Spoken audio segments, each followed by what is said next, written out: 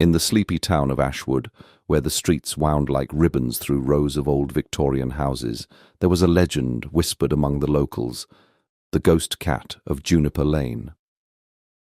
No one knew exactly when the story began, only that it lingered like a faint mist, curling around the edges of memory. Some said it was a tabby with eyes like lanterns. Others swore it was a sleek black shadow that flickered in the moonlight. But for Ellie Harper, it was just a tale, until the night she moved into the creaky house at the end of the lane. Ellie was 29, a librarian with a love for dusty books and quiet evenings. She'd inherited the house from her great-aunt Marjorie, a woman she barely remembered, who'd lived alone with her cats until her death a decade ago. The place smelled of lavender and thyme, its walls lined with peeling wallpaper and its floors groaning under every step. Ellie didn't mind the solitude. After a messy breakup, she craved the stillness. She unpacked her boxes, set up her bookshelves, and settled in, unaware that something or someone was watching. The first sign came on her third night. Ellie was reading in the parlour, a mug of tea steaming beside her, when she heard it. A soft thump from upstairs. She froze, book hovering mid-page. The house was old. Settling noises were expected, but then came another thump, followed by a faint, rhythmic patter, like tiny feet on hardwood. She set the book down and climbed the stairs, her flashlight beam slicing through the dark. The attic door was ajar, though she was certain she'd left it closed. Inside, dust motes danced in the light, but nothing seemed amiss, except for a single paw print pressed into the grime, too fresh to belong to the past. Ellie chalked it up to a stray that had slipped in somehow. She searched the house, checked the windows, and found no trace of a living cat. Still, the next morning, she left a saucer of milk by the back door just in case. By evening it was untouched, the surface skimmed with a faint sheen of dust. That night, the pattering returned, louder this time, circling the parlour where she sat. She called out, "Hello?"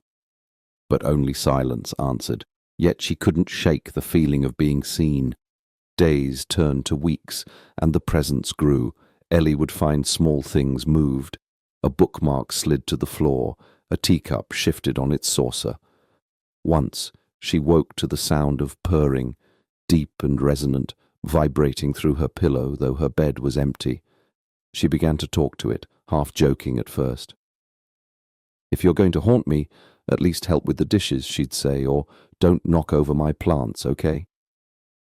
The air would shimmer faintly, as if amused, and she'd smile despite herself. One rainy afternoon, Ellie found an old photo album in the attic, tucked behind a trunk of moth-eaten blankets. The pages were yellowed, filled with snapshots of Aunt Marjorie, stern-faced, grey-haired, always with a cat at her side. One stood out, a sleek black feline with vivid green eyes, perched on Marjorie's lap. Scrawled beneath it was a single word: Ebony. Ellie traced the name with her finger, a chill prickling her spine. That night the purring came again, closer now, and she whispered, "Ebony." The sound stopped abruptly, replaced by a soft brush against her ankle. Nothing there when she looked. Curiosity took hold. Ellie dug through the town's library archives, piecing together Marjorie's life. The old woman had been a recluse, known for her cats, dozens over the years, all strays she'd taken in. Ebony, it seemed, had been her favourite, mentioned in faded letters as "my shadow, my heart." When Marjorie died, neighbours said the cats scattered, but no one recalled seeing Ebony again. The house sat empty until Ellie arrived, and now it seemed Ebony had returned. The haunting wasn't frightening, not really. Ellie grew used to the little signs, the paw prints that appeared on foggy windows, the faint jingle of an invisible collar, the way her reading lamp flickered when she stayed up too late. She started leaving out treats, not milk, but bits of tuna or a catnip toy she'd bought on a whim. They'd vanish by morning, though no crumbs remained. It felt like a quiet companionship, a thread tying her to the house's past. But then came the night of the storm. Thunder rattled the windows, and rain lashed the roof like a drumbeat. Ellie was in the kitchen, boiling water for tea, when a crash echoed from the attic. She raced upstairs, heart pounding, and found the trunk overturned, its contents spilled across the floor. Among the blankets and trinkets lay a small, tarnished locket. Inside was a tuft of black fur and a photo of Ebony, her green eyes piercing even in miniature. Lightning flashed, and for a split second Ellie saw her, a spectral cat solid as shadow sitting atop the trunk. Their gazes locked, and Ellie felt a surge of longing not her own, a pull towards something lost. "Ebony," she said softly. "What do you want?" The cat blinked, then leapt down, vanishing through the floor. Ellie followed the instinct, descending to the parlour where the air grew thick and cold. A drawer in Marjorie's old desk slid open on its own, revealing a bundle of letters tied with TW with a faded ribbon. They were Marjorie's, written to Ebony after her death. Apologies, pleas for forgiveness, confessions of loneliness. "I should have buried you proper," one read.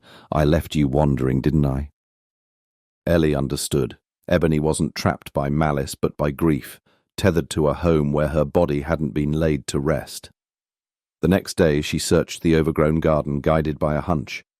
Beneath a tangle of ivy she found it, a small, unmarked mound barely noticeable. She dug carefully, unearthing a tin box.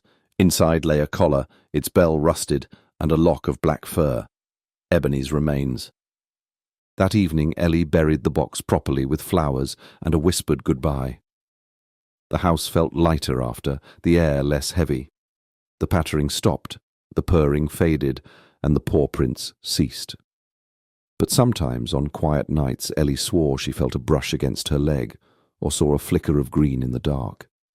She'd smile and say, "Good night, Ebony," knowing the ghost cat of Juniper Lane had finally found peace, yet chose to linger just a little with her new friend.